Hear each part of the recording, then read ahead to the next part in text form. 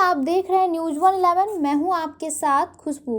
बिहार में नई सरकार का गठन नवंबर के आखिरी हफ्ते से पहले ही कर लिया जाना है। निर्वाचन आयोग ने भी निर्धारित समय पर बिहार विधानसभा चुनाव की प्रक्रिया को आगे बढ़ा चुका है और जिलाधिकारियों और अधीक्षकों के साथ मीटिंग के बाद राजनीतिक दलों के साथ बैठक भी कर चुका है।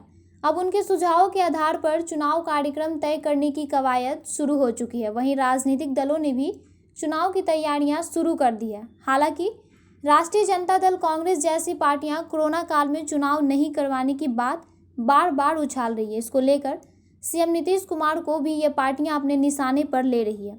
इसी क्रम में लोक जनशक्ति पार्टी ने भी फिलहाल चुनाव टालने का सुझाव दिया है। अब इसी सिलसिले को आगे बढ़ाते हुए चुनावी रणनीतिकार प्रशांत किशोर ने भी सीएम नीतीश को अपने टारगेट पर लिया है और चुनाव टालने की बात कही है।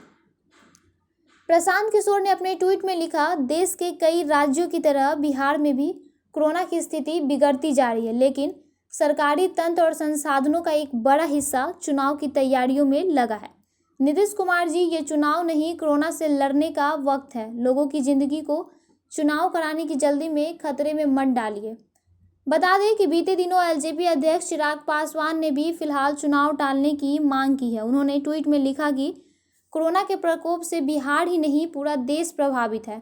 कोरोना के कारण आम आदमी के साथ साथ केंद्र व बिहार सरकार का आर्थिक बजट भी प्रभावित हुआ है। ऐसे में चुनाव से प्रदेश पर अतिरिक्त आर्थिक बोझ पड़ेगा। संसदीय बोर्ड के सभी सदस्यों ने इस विषय पर चिंता जताई है।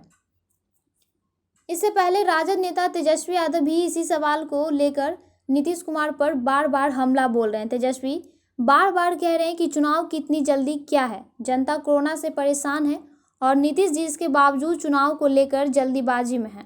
उन्होंने कहा कि चुनाव के नाम पर बड़ी आबादी को खतरे में झोंकना ठीक नहीं है। आयोग के इन बातों पर ध्यान रखकर फैसला लेना चाहिए।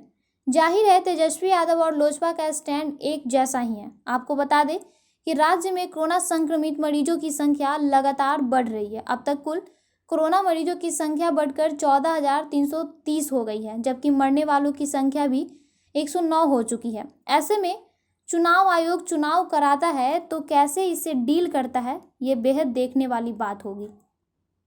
तो ऐसे ही तमाम खबरों के लिए बने रहिए न्यूज़ 111 के साथ। अगर अभी तक आपने हमारे चैनल को सब्सक्राइब नहीं किया है तो सब्सक्राइब कर ले और बेल आइकन दबाना ना भूलें।